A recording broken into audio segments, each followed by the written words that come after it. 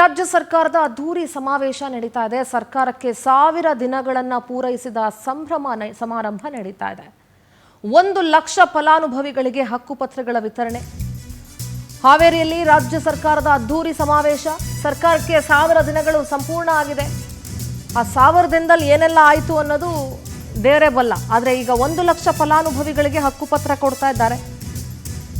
ಹಾವೇರಿಗೆ ಬಂದಿಳಿತಿದ್ದಂತೆ ಸಾಧನೆಗಳ ಬಗ್ಗೆ ಸಿಎಂ ಸಿದ್ದರಾಮಯ್ಯ ಹೇಳಿಕೆ ಕೊಟ್ಟರು. ಬಡವರು, ದಲಿತರು, ಹಿಂದುಳಿದ ವರ್ಗದವರಿಗೆ ಹಲವು ಯೋಜನೆಗಳನ್ನು ನಮ್ಮ ಸರ್ಕಾರ ಕೊಟ್ಟಿದೆ. 600 ಭರವಸೆ ಕೊಟ್ಟಿದ್ದು ಈಗಾಗಲೇ 592 ಭರವಸೆಯನ್ನ ಈಡೇರಿಸಿದ್ದೀವಿ. ಕುರ್ಚಿ ಗುದ್ದಾಟದ ಬಗ್ಗೆ ಕೇಳಿದ್ದಕ್ಕೆ ಮಾತ್ರ ಸಿಎಂ ಗರಂ ಆಗ್ಬಿಟ್ರು. ಹೈಕಮಾಂಡ್ ಮಾತಿಗೆ ನಾನು ಬದ್ಧ ಅಂತ ಎಷ್ಟು ಸಲ ಹೇಳಿ, ಪದೇ ಪದೇ ನನಗೆ ಈ ಪ್ರಶ್ನೆ ಕೇಳಬೇಡಿ ಅಂತ ಸ್ವಲ್ಪ ಸಿಟ್ಟಾದ್ರು. ಏನು ಮಾತು ಕೊಟ್ಟಿದ್ದೀವಿ ಅದರಂತೆ ನಡೆದಿದ್ದೀವಿ. ಇದು 1000 ದಿನ ಆಚರಣೆ ಮಾಡ್ತಾ ಇರ್ತಕ್ಕಂಥದ್ದು ಇದು ಒಂದು ಮೈಲಿಗಲ್ಲ. ನಾವು ಬಡವರು, ಈ ದೇಶದ ಬಡವರು, ಮಹಿಳೆಯರು, ದಲಿತರು, ಹಿಂದುಳಿದವರು, ಅಲ್ಪಸಂಖ್ಯಾತರು ಇವ್ರನ್ನೆಲ್ಲ ಆರ್ಥಿಕವಾಗಿ, ಸಾಮಾಜಿಕವಾಗಿ ಕಾರ್ಯಕ್ರಮ ಇದನ್ನು ಮುಂದುವರಿಸತಕ್ಕಂಥ ಕೆಲಸವನ್ನು ಮಾಡ್ತೀವಿ.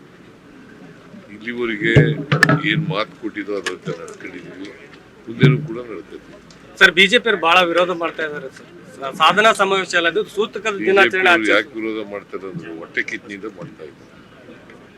ಯಾಕೆಂದ್ರೆ ಅವ್ರು ಏನು ಮಾಡಲಿಲ್ಲ 4 ವರ್ಷ, ಅದಕ್ಕೋಸ್ಕರ ವಿರೋಧ ಮಾಡ್ತಾರೆ. ಯಾವ ಪುರುಷಾರ್ಥಕ್ಕೆ ಮಾಡ್ಬೇಕು ಈ ಕಾರ್ಯಕ್ರಮ? ಯಾಕೆ ಅವ್ರು ಹೇಳ್ತಾರೆ ಅಲ್ಲಪ್ಪ, ನೀನ್ ಹೇಳಯ್ಯ, ಅವ್ರು ಹೇಳೋದು ಇಲ್ಲಿ ನೀ ಹೇಳಪ್ಪ. ಭ್ರಷ್ಟಾಚಾರ ತುಂಬಿದೆ, ಆರ್ಥಿಕತೆ ಕುಸಿದಿದೆ, ಈ ಸಂದರ್ಭದಲ್ಲಿ ಯಾಕೆ ಮಾಡಬೇಕು ಸಾಧನಾ ಸಮಾವೇಶ ಅಂತ ಹೇಳ್ತಾರೆ. ಯಾರು? ಬಿಜೆಪಿ ಅವರು 6 ವರ್ಷಕ್ಕವರು ಬೆಳಿಗ್ಗೆ ಮಾತಾಡಿದ್ದಾರೆ ಸರ್. ಮಾತಾಡಿದ್ದಾರೆ. ಏನ್ ಮಾಡಿದ್ರು ಅವರು 4 ವರ್ಷದಲ್ಲಿ? ಏನ್ ಮಾಡಿದ್ರು? ಈಗ 2018